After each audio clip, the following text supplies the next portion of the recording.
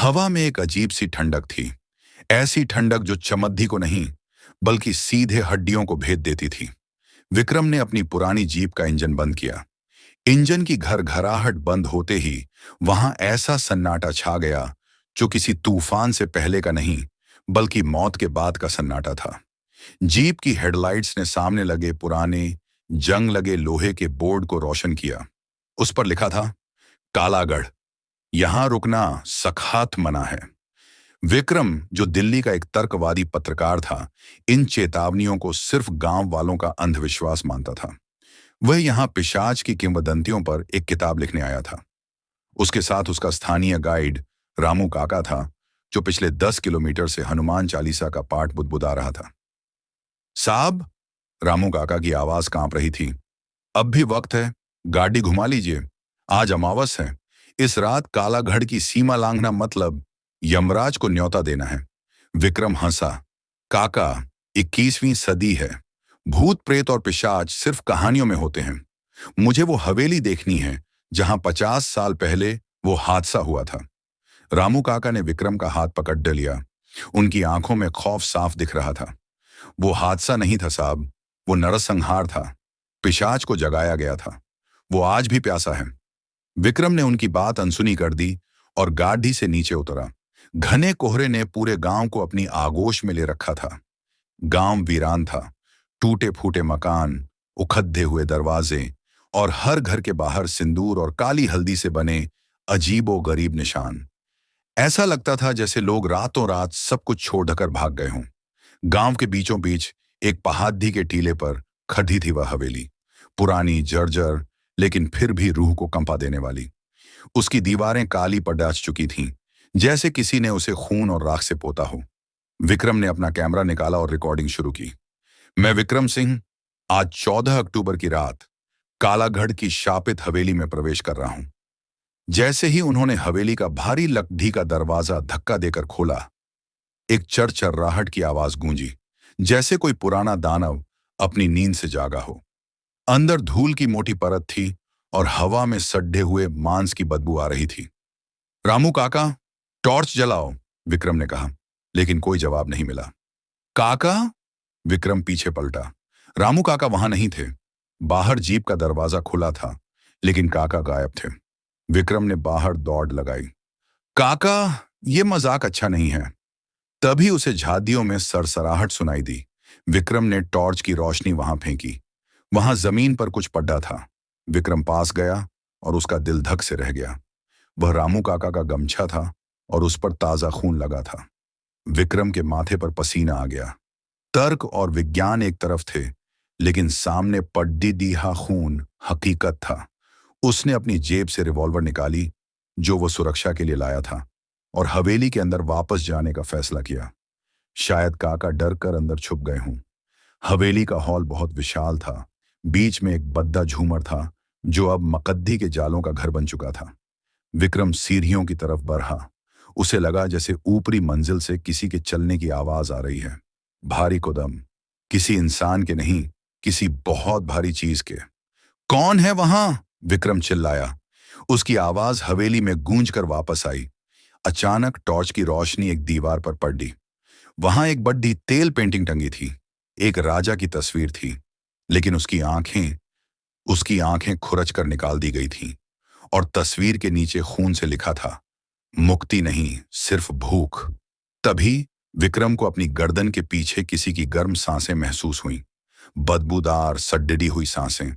उसने झटके से पीछे मुड़कर कर देखा। वहां कोई नहीं था, लेकिन जब उसने फर्श पर देखा तो उसके पैरों के पास एक परछाई थी। उसकी अपनी परछाई के अलावा एक और परछाई, एक विकृत लंबी परछाई, जिसके हाथ घुटनों से नीचे लटक रहे थे और जिसका सिर धड़ से अलग लटका हुआ था। विक्रम की सांसें अटक गईं। उसने ऊपर देखा। छत से, ठीक उसके सर के ऊपर, छत से चिपका हुआ एक जीव उसे घूर रहा था। वह इंसान जैसा था, लेकिन इंसान नहीं था। उसकी त्वचा जली हुई थी, आंखें अंगारों की तरह लाल, और उसका मुंह कानों तक फटा हुआ था, जिसमें नुकीले दांत थे। उसके पैर उल्टे थे। विक्रम चीखना चाहता था, लेकिन आवाज गले में ही घुट गई। वह जीव छत से नीचे कूदा, लेकिन जमीन पर गिरने की कोई आवाज नहीं आई। वह हवा में तैरता हुआ विक्रम के सामने खद्दा हो गया। तुम्हारी गंध अच्छी है। एक घिसी हुई अमानवीय आवाज आई। विक्रम ने बिना सोचे समझे गोली चला दी। गोलियां उसके शरीर से आर पार हो गईं, लेकिन उस जीव पर कोई असर नहीं हुआ। वह हंसा, एक ऐसी हंसी जिसमें दर्द और क्रूरता दोनों थे। लोहा मुझे नहीं रोक सकता। पिशाच ने अपना हाथ बढ़ाया। उसके नाखून खंजर जैसे लंबे थे। विक्रम पीछे हटा, लेकिन ठोकर खाकर गिर गया। पिशाच उसके ऊपर झुका। विक्रम को लगा कि अब उसका अंत निश्चित है। तभी विक्रम का हाथ अपनी जेब में रखी एक छोटी सी डिब्बी पर लगा। उसकी दादी ने उसे चलने से पहले दी थी। भैरव बाबा की भभूत। विक्रम तो नहीं मानता था, लेकिन दादी ने जबरदस्ती रख दी थी। जैसे ही पिशाच ने विक्रम का गला पकड़ने के लिए हाथ बढ़ाया, विक्रम ने मुट्ठी भर भभूत उसके चेहरे पर फेंक दी। पिशाच एक भयानक चीख के साथ पीछे हटा। जहां जहां भभूत लगी थी, वहां से धुआं निकल रहा था, जैसे उसकी चमद्दी जल रही हो। मौका पाकर विक्रम खद्दा हुआ और सीढ़ियों की तरफ भागा। उसे याद आया कि रामू काका ने बताया था कि हवेली के पुस्तकालय लाइब्रेरी में उस तांत्रिक की डायरी है जिसने इस पिशाच को बुलाया था। शायद उसमें इसे खत्म करने का तरीका हो। विक्रम हांफता हुआ दूसरी मंजिल पर पहुंचा। पीछे से पिशाच के गुर्राने की आवाजें आ रही थीं। वह एक कमरे में घुसा और दरवाजा बंद करके भारी संदूक अड्ढा दिया। यह पुस्तकालय था। चारों तरफ किताबें बिखरी थीं। विक्रम ने टॉर्च की रोशनी में पागलों की तरह ढूंढना शुरू किया। डायरी डायरी कहाँ है? दरवाजे पर धक्के लगने लगे। लग्धी का मजबूत दरवाजा टूटने की कगार पर था। तभी उसकी नजर एक पुरानी चमड़े की जिल्द वाली किताब पर पड़ी जो एक कांच के बॉक्स में रखी थी। उसने कांच तोड़ा और किताब निकाली। पहले पन्ने पर लिखा था, तांत्रिक अघोरनाथ की चेतावनी। विक्रम ने पन्ने पलटने शुरू किए। बाहर दरवाजा टूट चुका था। पिशाच की काली परछाई कमरे के अंदर रेंगती हुई आ रही थी। विक्रम ने पढ़ा, पिशाच अमर है, उसे मारा नहीं जा सकता, लेकिन उसे वापस उसी पाताल में भेजा जा सकता है जहां से वह आया है। इसके लिए उसकी उसकी अस्थियों की जरूरत होगी जो हवेली के तहखाने बेसमेंट में दबी हैं। तहखाना। विक्रम का दिल बैठ गया। तहखाना मतलब वापस नीचे जाना होगा जहां वह पिशाच खड़ा है। लेकिन अब कोई और रास्ता नहीं था।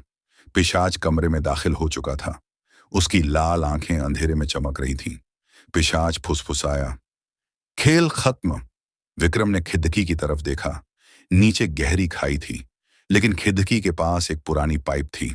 उसने डायरी को अपनी जैकेट में डाला और पिशाच के झपटने से ठीक 1 सेकंड पहले खिड़की से बाहर कूद गया। उसने पाइप को पकड़ा, लेकिन पाइप जंग खाया हुआ था। वह उखड़ गया और विक्रम दूसरी मंजिल से सीधा नीचे झादियों में गिरा।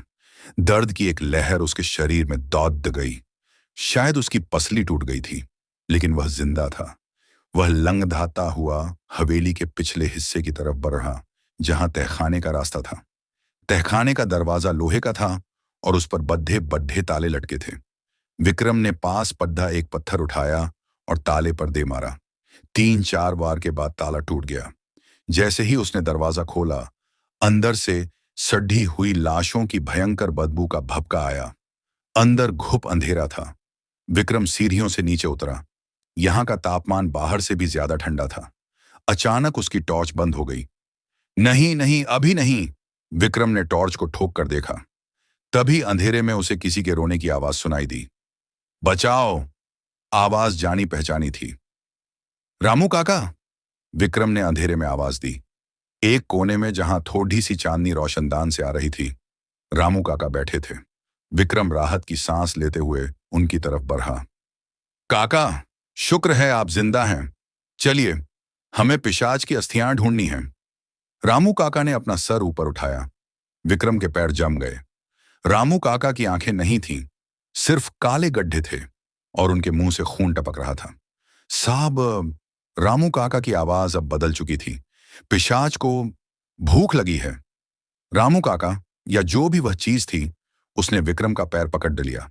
उसकी पकड़दाज लोहे जैसी मजबूत थी। उसी वक्त विक्रम के पीछे अंधेरे से असली पिशाच प्रकट हुआ। विक्रम अब 2 राक्षसों के बीच फंस चुका था। एक तरफ उसका अपना गाइड, जो अब पिशाच का गुलाम बन चुका था, और दूसरी तरफ वह आदिम बुराई। पिशाच धीरे धीरे आगे बढ़ा। मेरी अस्थियां ढूंढने आए हो? वो तो मैं खा चुका हूं, ताकि मुझे कोई वापस ना भेज सके। विक्रम की आंखों के सामने अंधेरा छाने लगा। क्या विज्ञान और तर्क यहां हार मान लेंगे? क्या वह भी काला घड़ की एक और गुमनाम कहानी बनकर रह जाएगा? तभी उसे डायरी की एक और बात याद आई। उसने सरसरी निगाह से पढ़ा था, अगर अस्थियां न मिलें तो पिशाच को बांधने का एक ही तरीका है, स्वेच्छा से दिया गया बलिदान। विक्रम ने अपनी जेब से रिवॉल्वर निकाली, लेकिन इस बार उसने निशाना पिशाच पर नहीं लगाया। उसने निशाना हवेली के उस खंभे पर लगाया जिसके सहारे पूरी छत टिकी थी। वहां बारूद के पुराने ड्रम रखे थे। अगर मैं जाऊंगा, विक्रम ने मुस्कुराते हुए कहा, तो तुझे भी साथ ले जाऊंगा। पिशाच की आंखों में पहली बार डर दिखाई दिया। विक्रम ने ट्रिगर दबाया। धमाके की गूंज इतनी भयानक थी कि पूरा कालागर गांव कांप उठा। हवेली की जर्जर छत ताश के पत्तों की तरह ढहने लगी। विक्रम ने अपनी आंखें मूंद लीं। उसे लगा कि उसका अंत आ गया है। विक्रम की चेतना धीरे धीरे वापस आई। उसके कान सुन्न थे और एक तीखी की आवाज गूंज रही थी। उसने हिलने की कोशिश की तो बाएं हाथ में असहनीय दर्द हुआ। वह मलबे के एक ढेर के नीचे दबा हुआ था, लेकिन चमत्कारिक रूप से छत का एक भारी शहतीर दो पत्थरों पर टिक गया था, जिससे उसके ऊपर एक छोटा सा सुरक्षा घेरा बन गया था। उसने अपनी टॉर्च ढूंढने की कोशिश की, जो पास ही गिरी हुई थी और रुक रुक कर जल रही थी। रोशनी जैसे ही सामने पड़ते ही विक्रम की चीख निकल गई। सामने रामू काका का शरीर पड्ढा था, या जो कुछ भी उनका अवशेष बचा था। वह निर्जीव था, लेकिन पिशाच। मलबे के ढेर के नीचे से एक काला हाथ बाहर निकला। वह हाथ किसी इंसान का नहीं था। उसकी उंगलियां असाधारण रूप से लंबी थीं और नाखून पत्थर को खुरच रहे थे। पिशाच मरा नहीं था। वह धमाके से घायल जरूर हुआ था, लेकिन उसकी अमानवीय शक्ति उसे वापस खींच रही थी। विक्रम ने हिम्मत जुटाई और अपनी छोटिल पसली को पकड़ डाल माचकर मलबे से बाहर निकलने की जद्दोजहद शुरू की। वह रेंगते हुए एक दरार से बाहर निकला। बाहर निकलने पर विक्रम ने पाया कि धमाके ने हवेली के फर्श को फाड़ उड़ाने दिया था, जिससे एक और गुप्त निचला स्तर खुल गया था। वह मलबे से नीचे एक अंधेरे कमरे में जा गिरा था। यहां की हवा में एक अजीब सी खुशबू थी, चंदन, लोबान और सूखे हुए खून की महक। विक्रम ने टॉर्च की रोशनी चारों तरफ घुमाई। ये एक साधना कक्ष था।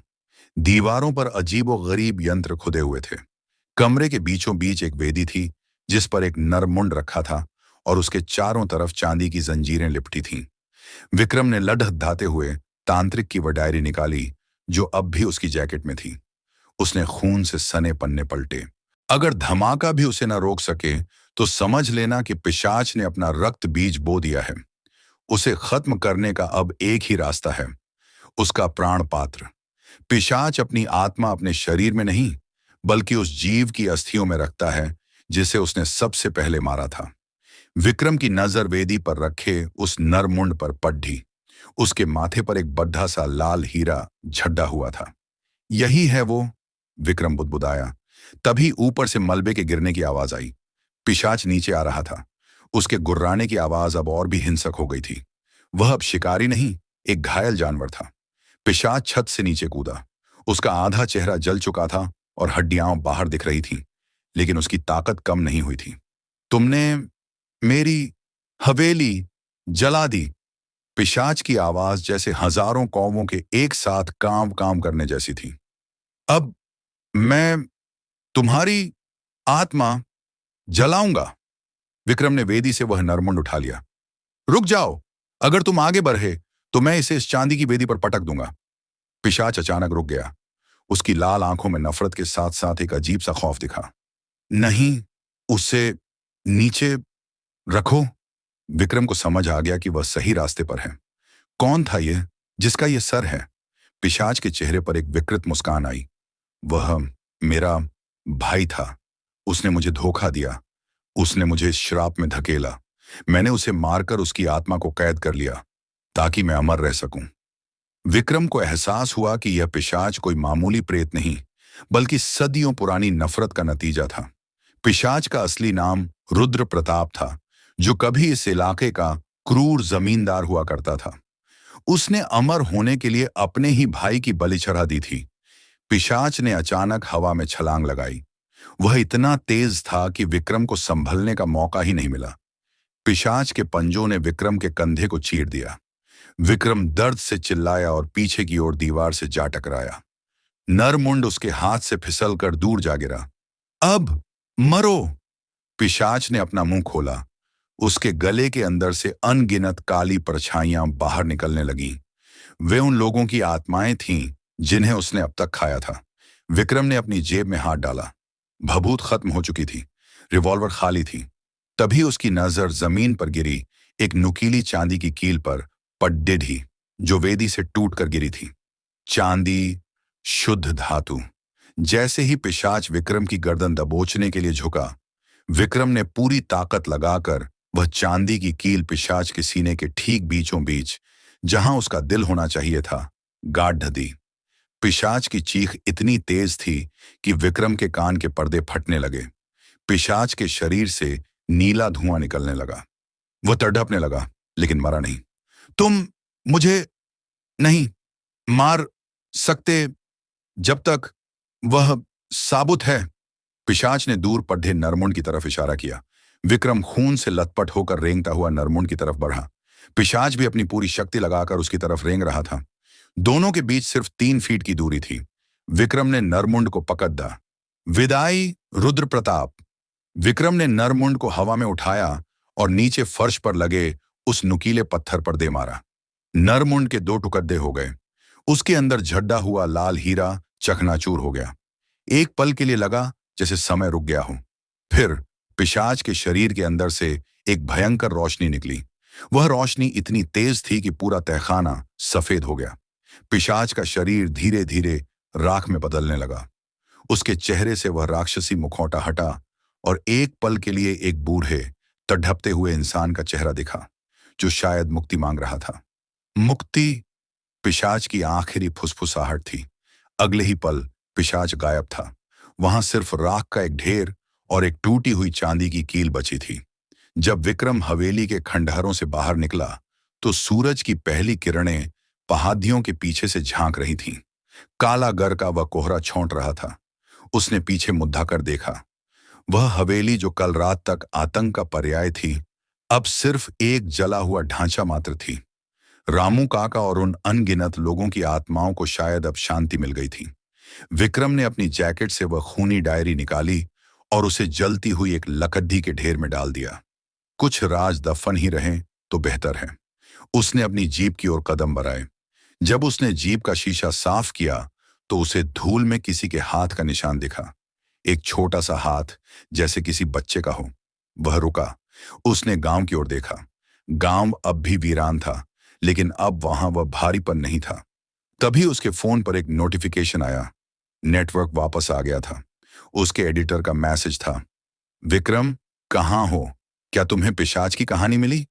विक्रम ने टाइप किया, कहानी खत्म हो गई है। यहां अब कोई पिशाच नहीं रहता। लेकिन जैसे ही उसने गाड़ी स्टार्ट की, उसे पीछे वाली सीट पर वही पुरानी सड़ी हुई गंध महसूस हुई। उसने आईने में देखा। पीछे की सीट पर कोई नहीं था, लेकिन कांच पर धुंध जम रही थी और उस धुंध पर धीरे धीरे एक शब्द उभर रहा था, भूख। विक्रम की चीख हवा में गूंज उठी और जीप तेज रफ्तार से जंगल की ओर बढ़ गई। दिल्ली की ऊंची इमारतें, सड़कों पर दौड़ती गाड़ियां और रात भर जलने वाली स्ट्रीट लाइट्स। विक्रम को लगा था कि वह कालागर के उस डरावने साए को पीछे छोड़ आया है। उसे दिल्ली लौटे 1 हफ्ता हो चुका था। उसकी चोटें भर रही थीं, लेकिन उसका मन अब भी उस हवेली के गलियारों में भटक रहा था। वह रात भर सो नहीं पाता था। जब भी आंख लगती, उसे वही सड़ी हुई महक आती और कानों में एक ही आवाज गूंजती, भूख। विक्रम ने अपने घर के सभी आईने कपड़ों से ढक दिए थे। उसे डर था कि कहीं आईने के उस पार उसे फिर से वह डरावनी परछाई न दिख जाए। उसने खुद को सांत्वना दी, यह सिर्फ पोस्ट ट्रॉमेटिक स्ट्रेस है। पिशाच मर चुका है। मैंने खुद उसे राख होते देखा था। लेकिन वह एक बात भूल रहा था, पिशाच सिर्फ एक शरीर नहीं, एक संक्रमण होता है। अस्पताल की रिपोर्ट्स हैरान करने वाली थीं। विक्रम का शरीर ठंडा पड़ीडता जा रहा था। डॉक्टरों के मुताबिक उसका शरीर ऑक्सीजन तो ले रहा था, लेकिन धड़कन इतनी धीमी थी कि मशीनें उसे मृत घोषित कर सकती थीं। उसे सामान्य खाने से नफरत होने लगी थी। रोटी, सब्जी, फल सब उसे मिट्टी की तरह बेस्वाद लगते। उसे सिर्फ एक ही चीज की तलब होती, कच्चा मांस। एक रात अपनी रसोई में अंधेरे में खड्डा विक्रम एक कच्चा चिकन का टुकड़ा हाथ में लिए खुद को घूर रहा था। उसकी आंखों के सफेद हिस्से अब धीरे धीरे लाल हो रहे थे। उसने जैसे ही मांस का पहला टुकड़ा चबाया, उसे एक असीम सुख की अनुभूति हुई। तभी उसे एहसास हुआ, पिशाच मरा नहीं था, वह स्थानांतरित हो गया था। डायरी का वह पन्ना जो उसने नहीं पढ़ा था, वह उसके दिमाग में बिजली की तरह कौंधा। जब पिशाच का पात्र टूटता है तो उसकी आत्मा पास के सबसे शक्तिशाली शरीर को अपना नया घर बना लेती है। विक्रम ही वह शरीर था। शनिवार की रात थी। विक्रम का एडिटर समीर उसके फ्लैट पर आया। वह विक्रम की पिशाच वाली अधूरी कहानी के लिए उत्सुक था। विक्रम, दरवाजा खोलो यार, फोन क्यों नहीं उठा रहे? समीर ने घंटी बजाई। अंदर से कोई जवाब नहीं आया। समीर ने देखा कि दरवाजा आधा खुला था। वह अंदर दाखिल हुआ। पूरा फ्लैट अंधेरे में डूबा था। सिर्फ बाथरूम से पानी टपकने की आवाज आ रही थी। विक्रम, तुम कहां हो? समीर ने अपने फोन की टॉर्च जलाई। दीवारों पर अजीबोगरीब लकीरें खींची थीं, जैसे किसी ने नाखूनों से कंक्रीट को कुरेदा हो। फर्श पर विक्रम के जूते पड्डे थे, लेकिन वे खून से सने थे। समीर का दिल तेजी से धड़कने लगा। वह बेडरूम की तरफ बढ़ा। वहां बिस्तर पर कोई बैठा था, जिसकी पीठ समीर की तरफ थी। विक्रम, भाई, तुम ठीक तो हो ना? तुम्हारी कहानी का क्या हुआ? समीर ने उसके कंधे पर हाथ रखा। जैसे ही उसने हाथ रखा, उसे महसूस हुआ कि विक्रम का शरीर बर्फ की तरह ठंडा है। विक्रम धीरे धीरे पीछे पलटा। समीर के हाथ से फोन गिर गया। विक्रम का चेहरा अब इंसानी नहीं रहा था। उसकी चमड़ी हड्डियों से चिपक गई थी। होंठ गायब हो चुके थे और नुकीले दांत बाहर निकल आए थे। सबसे डरावनी उसकी आंखें थीं। वे बिल्कुल वैसी ही थीं जैसी कालागर की हवेली वाले पिशाच की थीं। समीर पीछे की ओर भागा, लेकिन दरवाजा अपने आप बंद हो गया। कोई अदृश्य शक्ति उसे रोक रही थी। विक्रम, रुको, मैं तुम्हारा दोस्त हूं, समीर चीखा। पिशाच हवा में तैरता हुआ उसके करीब आया। उसकी उंगलियां अब खंजर जैसी लंबी और काली हो चुकी थीं। दोस्त, भाई, खाना, सब एक ही है। विक्रम ने अपना मुंह खोला। उसके गले से काले धुएं के साथ उन सभी लोगों की चीखें निकल रही थीं, जिन्हें उस पिशाच ने सदियों से मारा था। समीर ने मेज पर रखा एक पीतल का लैंप उठाया और विक्रम पर दे मारा, लेकिन पिशाच ने उसे हवा में ही पकड़ डाकर मरोड़ दिया।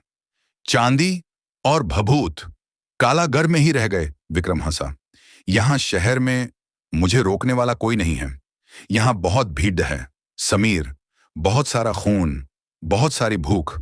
विक्रम ने समीर की गर्दन दबोच ली और उसे दीवार से सटा दिया। समीर की आंखों के सामने अंधेरा छाने लगा। उसने आखिरी बार अपने दोस्त की आंखों में देखने की कोशिश की, लेकिन वहां सिर्फ एक अंतहीन नर्क था। अध्याय 15। अंधेरे का साम्राज्य। अगली सुबह दिल्ली के उस पॉश इलाके में सन्नाटा था। पुलिस ने जब विक्रम का फ्लैट तोड़ा तो वहां कोई नहीं मिला।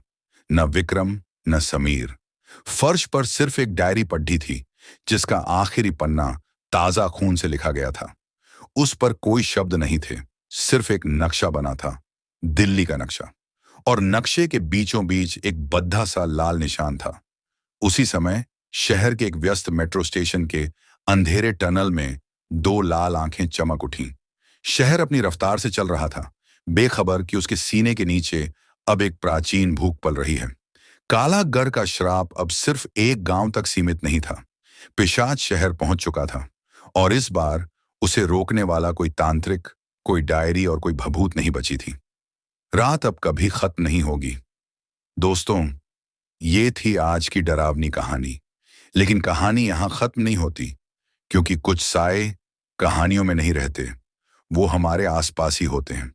अगर इस कहानी को सुनते वक्त आपको भी लगा कि कोई आपको देख रहा है या पीछे से किसी ने नाम लिया, तो समझ लीजिए आप अकेले नहीं हैं। अगर आपको डर लगा हो तो इस वीडियो को लाइक कीजिए और ऐसी सच्ची डरावनी कहानियों के लिए चैनल को सब्सक्राइब करना मत भूलिए। कमेंट में जरूर बताइए, क्या आपने कभी ऐसा कुछ महसूस किया है?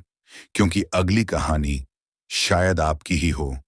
तब तक याद रखिए, लाइट बंद करने से पहले पीछे जरूर देख लेना।